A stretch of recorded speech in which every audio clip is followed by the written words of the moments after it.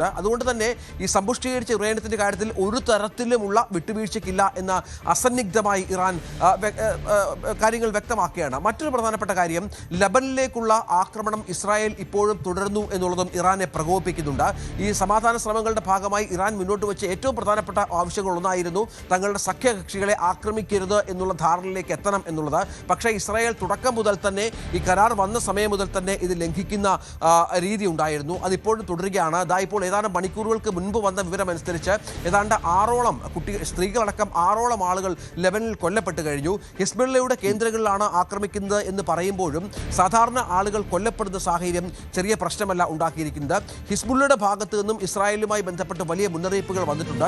ഇതിനിടയിലാണ് ഈ ട്രംപിൻ്റെ ഈ പുതിയ തരത്തിലുള്ള ചില പ്രഖ്യാപനങ്ങൾ. ട്രംപ് ഇതിനോട് പറഞ്ഞു വെച്ചത് താൻ 10ാമത്തെ യുദ്ധവും അവസാനിപ്പിച്ചു എന്നുള്ളതാണ്. നമുക്കറിയാം, യുദ്ധങ്ങൾ അവസാനിപ്പിക്കുന്നു എന്ന് പലതരത്തിൽ പ്രഖ്യാപിക്കുന്ന ഒരു ഭരണാധികാരിയാണ് ട്രംപ്. പക്ഷേ ഇറാനെ ആക്രമിക്കുന്നതിൽ നിന്ന് ട്രംപിന് ഒരു മടിയും ഉണ്ടായിരുന്നില്ല. ആ യുദ്ധം തുടങ്ങി വെക്കുന്നതിനും ട്രംപിന് മടിയുണ്ടായിരുന്നില്ല. അതിനുശേഷമാണ് തുടർച്ചയായ പ്രസ്താവനകളിലൂടെ ആ രാജ്യത്ത് തന്നെ നാണം കെടുത്തുന്ന രീതിയിലേക്ക് ട്രംപ് വരികയും മറ്റും ചെയ്തത്.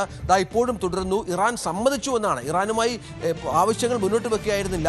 ഈ യുറേനിയം കൈമാറുമെന്നും സൗജന്യമായി എണ്ണ നൽകുമെന്നും മറ്റും ഇറാൻ സമ്മതിച്ചു എന്നാണ് ട്രംപ് പറഞ്ഞിരുന്നത്. പക്ഷേ അതുമായി ബന്ധപ്പെട്ട് ഇറാന്റെ പ്രതികരണം വന്നിരുന്നില്ല ആ സമയത്ത്. ഇപ്പോൾ ഏറ്റവും ഒടുവിൽ ഇറാൻ പ്രതികരിച്ചിരിക്കുന്നത് ഇത്തരത്തിൽ ഒരു ധാരണയുമില്ല, തങ്ങൾ ഈ 3 നിർദ്ദേശങ്ങളും ഒരു കാരണവശാലും അനുസരിക്കില്ല, ട്രംപ് പറയുന്നത് വലിയ കള്ളമാണ് എന്നാണ്. അഭിലാഷ്.